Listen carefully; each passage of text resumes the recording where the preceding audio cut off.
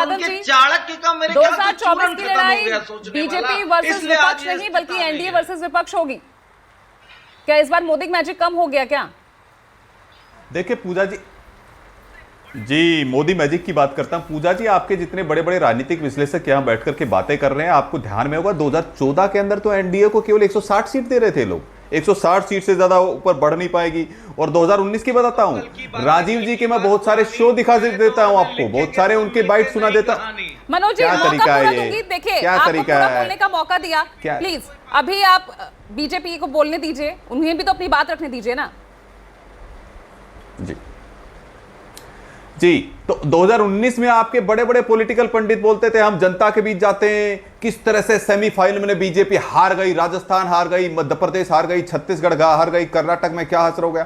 और बाद में जब लोकसभा का परिणाम आया तो किस तरह से हमारी सीटें निकल करके आई, 303 सीट जीत करके आए। तो पॉलिटिकल पंडित अपनी बात करते रहे, जनता जानती है कौन हमारे हित में काम कर रहा है, कौन हमारे साथ खड़ा है।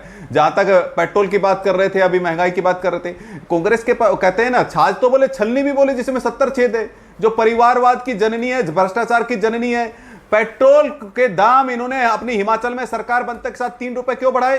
राजस्थान के अंदर किस तरह से 13 रुपए महंगा पेट्रोल कैसे मिलता है, जरा मैं पूछना चाहता हूं। आदिवासी बहनों के साथ कितने अत्याचार हो रहे हैं, किस तरह से बलात्कार हो रहा है राजस्थान में, एनसीआरबी का डेटा उठा करके देखिए। इनके मंत्री और मंत्री के पुत्र फंसे हुए हैं उन सब चीजों में। और सैफई गांव से अपनी सत्ता चलाने वाले, केवल परिवार के 10 लोगों के लिए काम करने वाले, यहां बड़ी बड़ी बातें बोल रहे हैं, परिवारवाद की बात बोल रहे हैं। रिवर फ्रंट घोटाला करने वाले, पेंशन, समाजवादी पेंशन घोटाला करने वाले, लैपटॉप का घोटाला करने वाले, जिन्होंने उत्तर प्रदेश के अंदर जंगल राज पैदा कर रखा था, जिस उत्तर प्रदेश में 1 डिस्ट्रिक्ट 1 माफिया देने का काम किया था, वो बोल रहे हैं। तो कहते हैं कि छाछ तो बोले, छलनी भी बोले जिसमें 70 छेद है।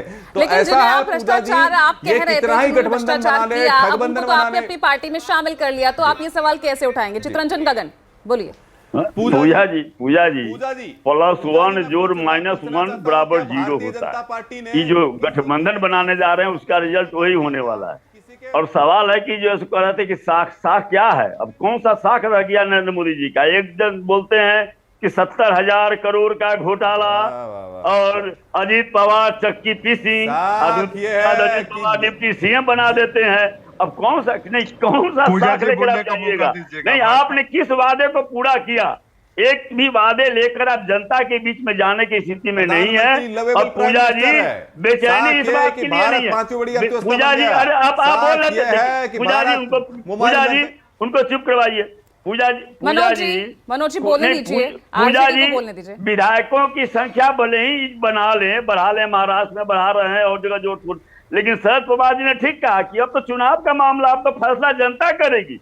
जनता का कुनबा किसके साथ बढ़ रहा है? तो सवाल यह है कि जनता के बीच में जाने लायक है कहाँ? जनता के बीच में इनकी विश्वसनीयता खत्म हो चुकी है, क्योंकि इतना नहीं इन लोगों ने झूठ बोला, इतना नहीं इन लोगों ने एक माहौल बनाकर जो जनता को गुमराह करने का काम किया।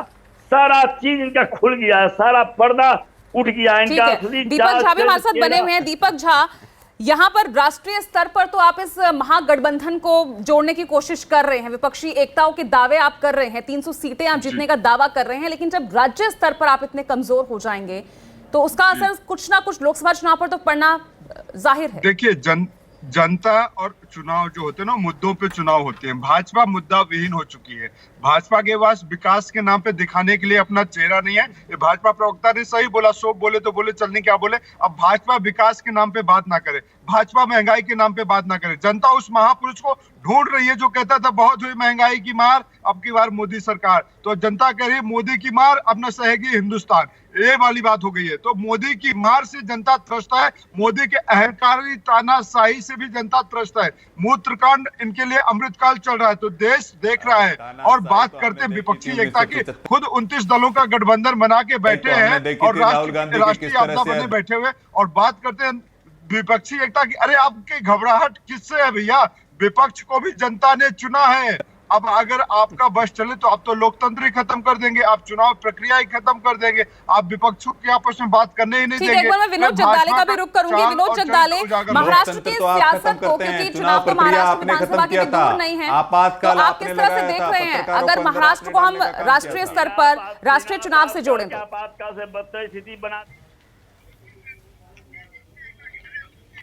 मैं आवाज आपकी सवाल सुन नहीं पा रहा था, गेस्ट बात करे, फिर से सवाल पूछेंगे आप? बिल्कुल विनोद, मैं जानना चाह रही हूं महाराष्ट्र में जिस तरह की उथल पुथल इस वक्त मची हुई है, इस सियासत का, महाराष्ट्र की ताजा स्थिति का, आने वाले लोकसभा चुनाव और विधानसभा चुनाव की भी अगर हम बात करें, क्योंकि वो भी बहुत ज्यादा दूर नहीं है, वो भी अगले साल ही है, तो किस तरह से आप देख रहे हैं?